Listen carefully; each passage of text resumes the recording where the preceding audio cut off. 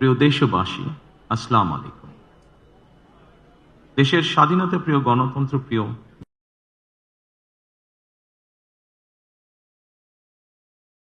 এ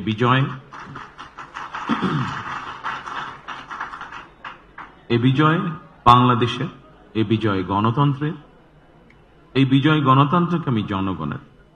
আজ থেকে আমরা সবাই স্বাধীন। আমি দেশের সকল জনগণকে জানাই আন্তরিক অভিনন্দন। সকল প্রতিবন্ধকতা মোকাবেলা করে আমরা দেশের গণতন্ত্র প্রতিষ্ঠার পথ সুগম করেছি। ফ্যাসিবাদের রেখে যাওয়া ভঙ্গুর অর্থনীতি, অকার্যকর করে দেওয়া সাংবিধানিক এবং বিধিবদ্ধ প্রতিষ্ঠান এবং দুর্বল আইন শৃঙ্খলা পরিস্থিতি, এমন একটি পরিস্থিতির মধ্যে দিয়ে আমরা যাত্রা শুরু করতে যাচ্ছি।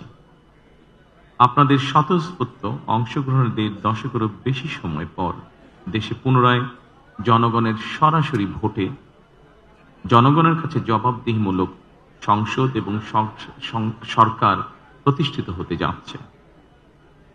আর কোনো অপশক্তি যাতে দেশে ফ্যাসিবাদ কায়েম করতে না পারে, দেশকে তাবেদার রাষ্ট্রে পরিণত করতে না পারে, এজন্য আমরা সকলে ইনশাআল্লাহ ঐক্যবদ্ধ থাকবো এবং থাকতে হবে। জামাতে ইসলাম, এনসিপি, ইসলামী আন্দোলন বাংলাদেশ, জমিয়তুল ইসলাম, গণ অধিকার পরিষদ সহ 51টি রাজনৈতিক দল এই নির্বাচনে অংশগ্রহণ করেছিল। জাতীয় নির্বাচনে অংশগ্রহণকারী প্রতিটি রাজনৈতিক দলকেও আন্তরিক অভিনন্দন জানাই। গণতান্ত্রিক রাষ্ট্র এবং রাজনীতিতে রাজনৈতিক দলগুলো মূলত গণতন্ত্রের বাতিঘর। সরকার এবং বিরোধী দল যে যার অবস্থান থেকে দায়িত্বশীল ভূমিকা পালন করলে অবশ্যই দেশে গণতন্ত্র প্রাতিষ্ঠানিক রূপ পাবে বলে আমরা দৃঢ়ভাবে বিশ্বাসী। নির্বাচনে অংশগ্রহণকারী প্রতিটি গণতান্ত্রিক রাজনৈতিক দলগুলোর প্রতি আহ্বান জানাই, দেশ গঠনে আপনাদের চিন্তা ভাবনা আমাদের কাছে অত্যন্ত গুরুত্বপূর্ণ। আমাদের পথ এবং মত ভিন্ন থাকতে পারে, কিন্তু দেশের সাথে আমরা সবাই এক। আমি বিশ্বাস করি জাতীয় ঐক্য আমাদের শক্তি, বিভাজন আমাদের দুর্বলতা। প্রিয় দেশবাসী, জনমনে সৃষ্ট সকল সংশয় কাটিয়ে শেষ পর্যন্ত দেশে শান্তিপূর্ণভাবে একটি অবাধ, সুষ্ঠু এবং নিরপেক্ষ নির্বাচন অনুষ্ঠিত হয়েছে। এজন্য অন্তর্বর্তীকালীন সরকার এবং নির্বাচন কমিশনকে বিশেষ ধন্যবাদ জানাই। জনগণের প্রত্যাশিত এই নির্বাচন অনুষ্ঠানের জন্য গণতন্ত্রের ইতিহাসে আপনাদের অবদান স্মরণীয় হয়ে থাকবে। নিরপেক্ষ নির্বাচন অনুষ্ঠানের সঙ্গে সংশ্লিষ্ট বিচারিক কর্মকর্তা, জনপ্রশাসন, সশস্ত্র বাহিনী এবং আইন শৃঙ্খলা বাহিনী সকল কর্মকর্তা, সদস্য এবং রিটার্নিং অফিসার, সহকারী রিটার্নিং অফিসার, প্রিজাইডিং অফিসার, সহকারী প্রিজাইডিং অফিসার এবং পোলিং অফিসার সহ সংশ্লিষ্ট ব্যক্তিবর্গ, আপনাদের আন্তরিকতা এবং দায়িত্বশীল ভূমিকা ছাড়া অবাধ এবং সুষ্ঠু নির্বাচন সম্ভব হতো না। আপনাদেরকে অসংখ্য ধন্যবাদ। এই নির্বাচনে দেশি এবং বিদেশি গণমাধ্যম এবং পর্যবেক্ষকদের ভূমিকাও ছিল অত্যন্ত গুরুত্বপূর্ণ। আপনাদের প্রতিও রইল অকৃত্রিম শুভেচ্ছা। ৭১-এর স্বাধীনতা অর্জনের যুদ্ধ থেকে ২০২৪ সালে দেশ এবং জনগণের স্বাধীনতা রক্ষার যুদ্ধ, এই দীর্ঘ সময় দেশ গণতন্ত্র প্রতিষ্ঠার আন্দোলনে যারা শহীদ হয়েছেন, হতাহত হয়েছেন, যাদের রক্ত মাড়িয়ে কষ্টের সিঁড়ি বেয়ে আজকের এই গণতান্ত্রিক বাংলাদেশ, সেই সকল বীর শহীদদের প্রতি জানাই গভীর শ্রদ্ধা। মহান আল্লাহ দরবারে তাদের মাগফিরাত কামনা করছি। যারা মানুষের গণ অধিকার প্রতিষ্ঠার সংগ্রামে প্রাণ দিয়েছেন, হতাহত হয়েছেন, দেশের গণতান্ত্রিকামী জনগণ আপনাদের ভূমিকাকে গভীর শ্রদ্ধার সঙ্গে স্মরণ করবে ইনশাআল্লাহ। প্রিয় দেশবাসী, জনগণের রায় পেলে বিএনপি রাষ্ট্র মেরামতের রূপরেখা উপস্থাপন করেছিল। অন্যান্য গণতান্ত্রিক দল এবং সারা দেশের জনগণের সঙ্গে মত বিনিময়ের মাধ্যমে 31 দফা প্রণয়ন করেছিল। 31 দফার আলোকে ঘোষণা করা হয়েছে দলীয় ইশতেহার। একই সঙ্গে কয়েকটি বিষয়ে নোট অফ ডিসেন্ট দিয়ে বিএনপি জুলাই সনদেও স্বাক্ষর করেছে। আমরা জনগণের কাছে প্রতিশ্রুতিবদ্ধ, প্রত্যাশিত প্রতিটি অঙ্গীকার পর্যায়ক্রমিকভাবে বাস্তবায়ন করব ইনশাআল্লাহ। সারা দেশে বাংলাদেশ জাতীয়তাবাদী দল বিএনপির সর্বস্তরের নেতা কর্মী সমর্থক ছাড়াও দেশের গণতান্ত্রিকামী জনগণের সামনে আজকের এই সময়টি অত্যন্ত গুরুত্বপূর্ণ এবং আনন্দের। এমন এক আনন্দঘন পরিবেশে আপসীন দেশনেত্রী বেগম খালেদা জিয়ার অনুপস্থিতি আমাদেরকে করেছে ভারাক্রান্ত। রাষ্ট্র ও রাজনীতিতে জনগণের অধিকার প্রতিষ্ঠার এমন একটি গণতান্ত্রিক সময়ের প্রত্যাশায় তিনি ফ্যাসিবাদের বিরুদ্ধে আপোষহীন লড়াই করেছিলেন। স্বৈরাচার কিংবা ফ্যাসিবাদের সঙ্গে কখনো আপোষ করেননি। দেশ এবং জনগণের স্বার্থের প্রশ্নে বরাবরই তিনি ছিলেন অটল, অবিচল। আমরা আল্লাহর দরবারে মরহুমা খালেদা জিয়ার মাগফিরাত কামনা করছি।